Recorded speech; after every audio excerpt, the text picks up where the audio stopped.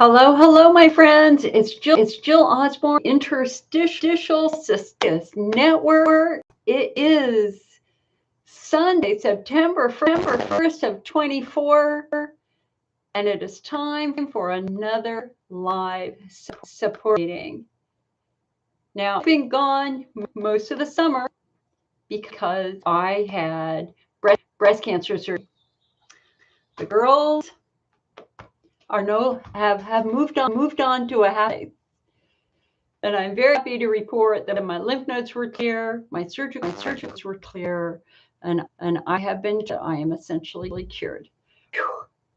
But it's been a very long, painful recovery. I'm sorry I couldn't come back earlier, but it is what it is.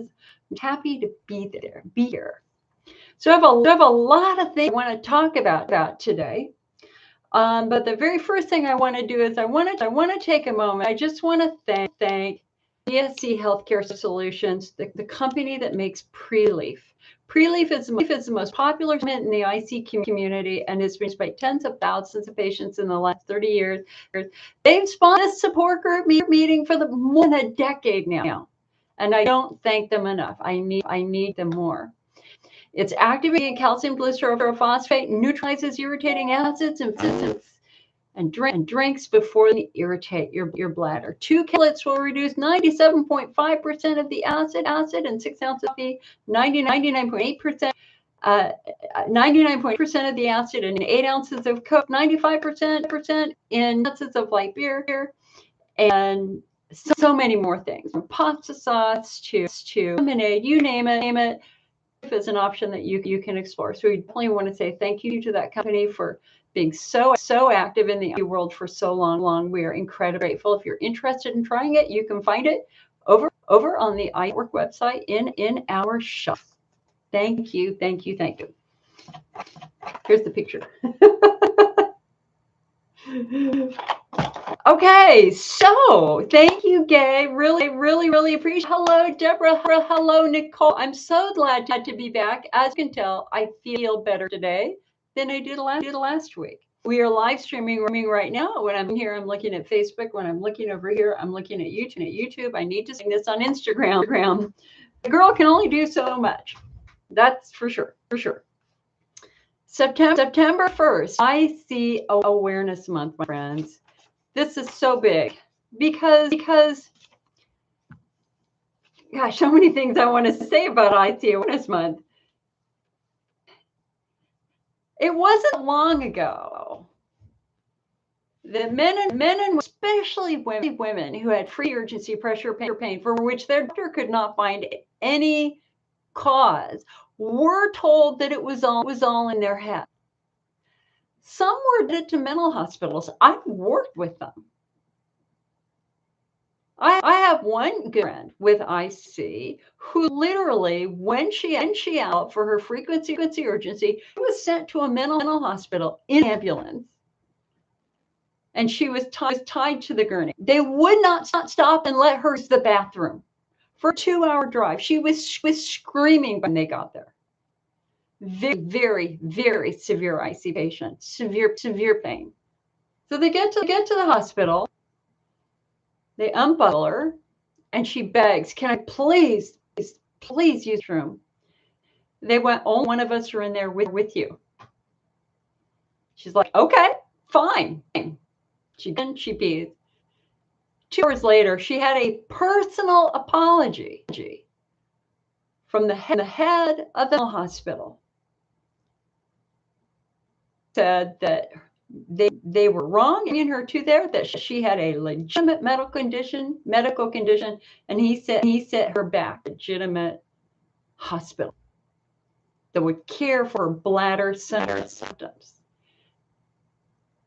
Now, what's so interesting is that IC was first discussed in the mid-1800s in England.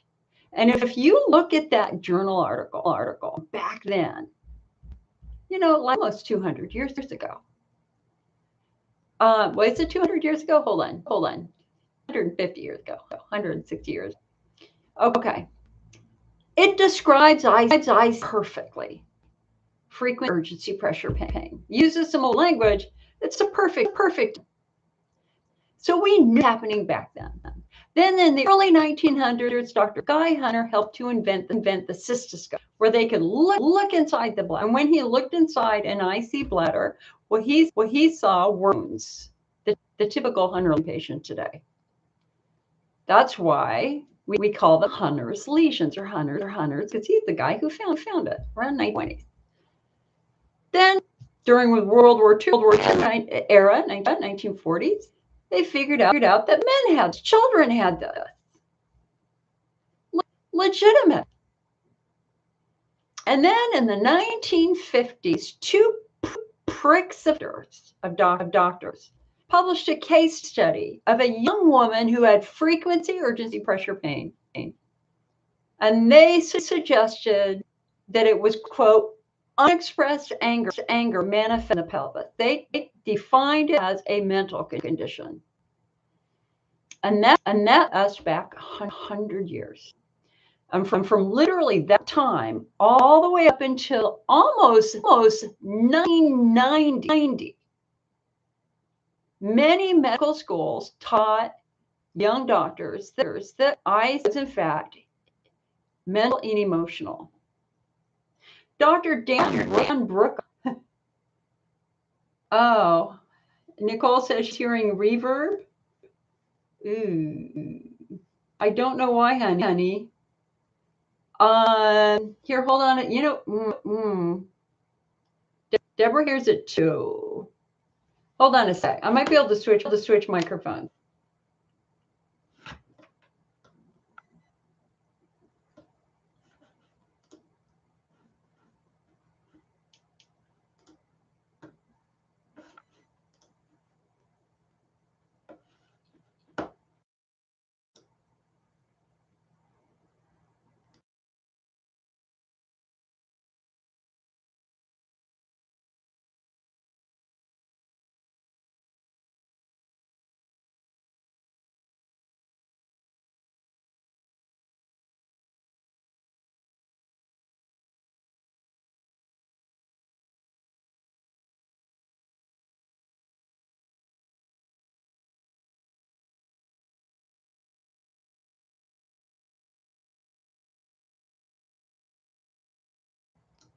Okay, so for those of you on YouTube, what I can do is I can restart the stream with our microphone.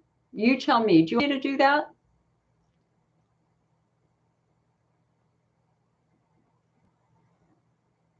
You tell me. Okay, so let's go back to the history. Okay, everybody on Facebook says they don't hear it, but those on YouTube. So you're saying you want me to restart the stream? Okay, guys, here. Give me a second. Let me get the mic. Hold on.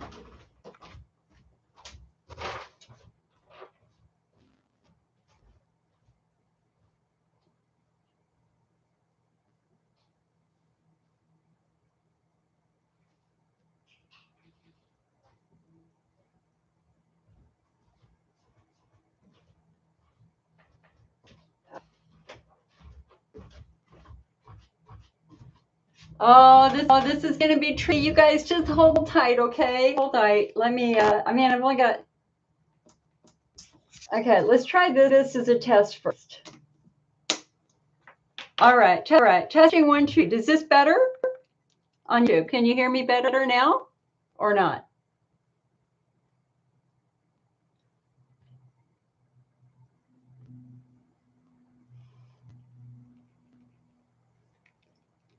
Testing 1, 2, 3 on YouTube. Can you?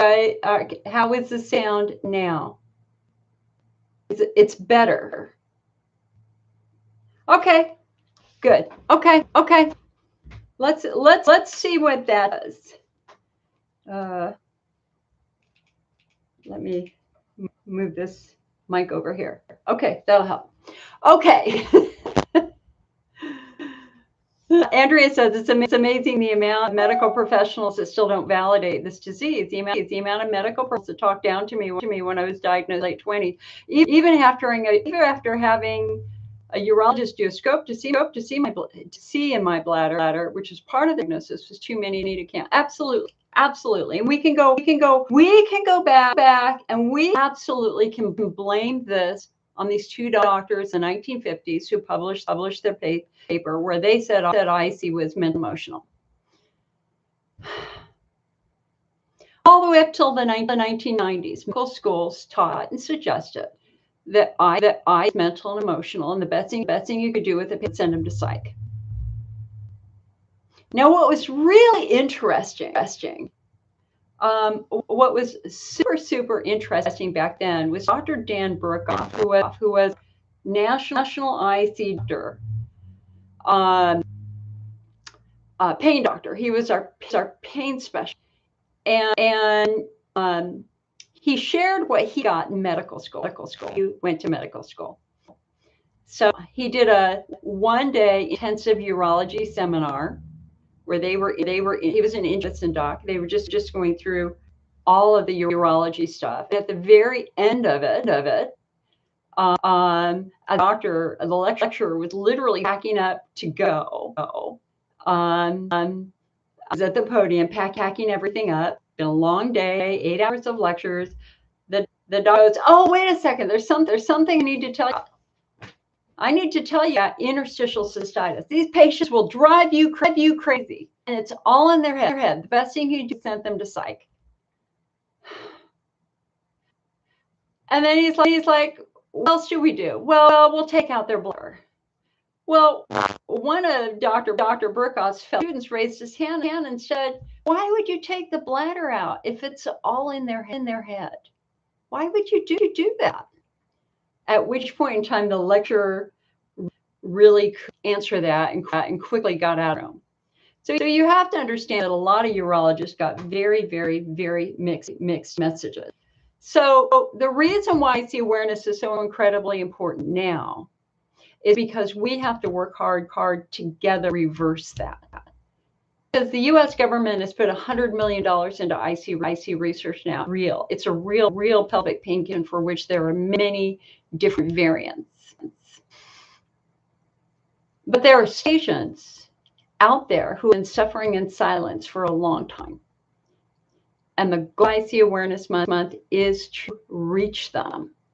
We need to reach them. So how do we do that? Well, it's not me, it's you. IC Awareness Month is modeled after National Women's Health Week. So it's not about me. It's not about the network. It's not about the ICS. It's not about national stuff. It's about local stuff. It's about you looking at your community, whether it be the people in your community, your social networking community, and asking, are IC patients treated well? If they're not, there are things that you can do. The first thing you can do is you get out our press release. Send it to your local paper. Let's get some articles. You can pass it along your social networking channels. You can send out our daily fact. Just did through Facebook. We have a daily fact that shares a insight into IC that will help other people understand the challenge that you face. You can share your story, and we're collecting. So on the IC Awareness website, icawareness.org, there's a place where you can share your story and share your struggles. You can make you can make a poster. You can make a meme. I will be giving $100 gift certificates to the meme of the campaign. So that's all over on the icawareness.org website. Distribute our posters. You can distribute fact sheets, which are free. And if you think this work is important, please think about making a donation. How do we fund them? We fund them donations through members of the IC network also.